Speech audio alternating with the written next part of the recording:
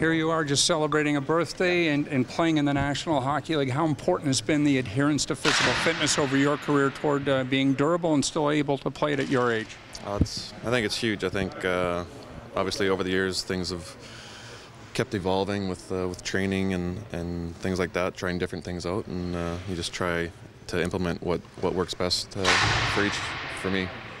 You've obviously been in the city skating, but what's it feel like to actually come here on the first day of official work?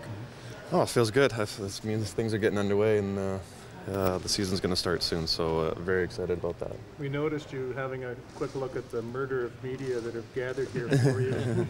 I'm not sure this is something typical for you in your history, so what are your impressions of coming to Toronto, the big market, the big expectation?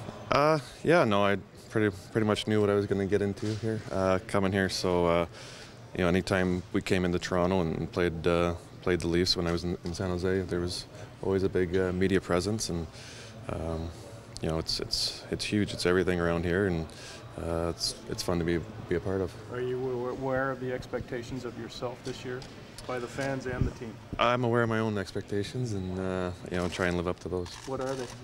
Just you know, be a professional, play my best, and do the best I can. After 19 years in one organization, on this day you're first with another. Can you describe what the emotions are like starting a season with a new team for the first time in 20 years? Yeah, no, it's a learning curve, obviously, coming in, trying to feel out how things work around here, but it's been great so far. Guys have been great, but just the excitement to get going and get playing is the biggest thing. Why is this the best place for you to start something new after so long in San Jose? It just felt right to me. I think you know, coming here with the group of players they have, the prospects they have, the coaching, the management, you know, everything just looked to be a good fit for me, and that's why I came. Western Canadian Lincoln coaches Daryl Sutter, Todd McLellan, now Mike Babcock. Similarities amongst the three that might link them, do you think? Yeah, I think Todd and Babs have a lot in common. Obviously, Todd was assistant in Detroit for some years, and they won a cup there. So I'm sure there's a lot of similarities, but I think that's the good thing about the coaches. The good coaches in this league is that they're always changing and evolving. So I'm sure there's going to be some new things that I'll have to get used to. In your short time skating here, what has kind of stood out the most about guys like Matthews and Marner and Nylander and kind of the young guys you mentioned, the core of the team? Definitely the skill level, but also what I like to see is that even in the summer skates, the compete level. If those guys lose the puck, they want it back right away, and that's something that you can win games with. That being able to compete game in and game out. Patrick, what excites you the most about this season?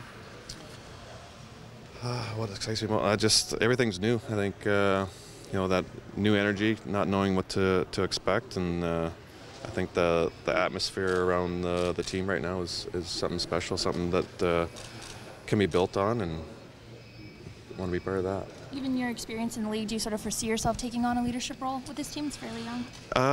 Yeah, I'm going to do what I can. I think you know, being a professional and coming to the rink and putting in the work and going into the gym and, you know, doing all those things, not necessarily having to talk a lot, but just by actions. But I think you know, just being myself, I think hopefully that'll be enough to help some of these young guys. I know when I was coming in, I just kind of watched the older guys and kind of saw how they handled themselves, and that was just a big learning tool for myself.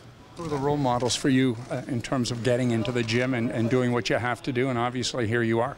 Yeah, when I first came in, I had there was a big veteran presence in San Jose, so those first few years, you know, Tony Granato was one of them, Gary Suter, the list, Mike Ricci was another one, Owen Nolan.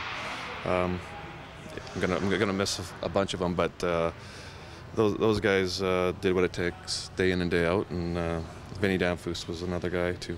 Patrick, I was talking to Jason Demers over the summer, and he pointed to you as a guy who really helped him when he broke into the league, and he said when you came to him with advice, it really meant something coming from a guy in your position. He said even more so than when he heard it from a coach. Are you aware of sort of the gravity of your voice when it comes to helping out younger players?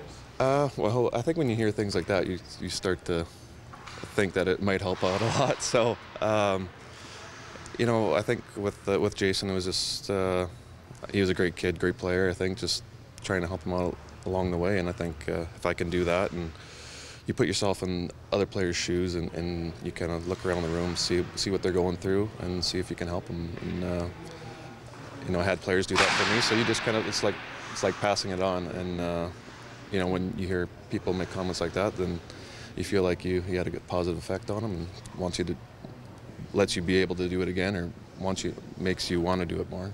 What do you want out of the rest of your career? What do I want? Well, I still want to, you know, play at the high level that I feel I can, and contribute to a winning hockey club.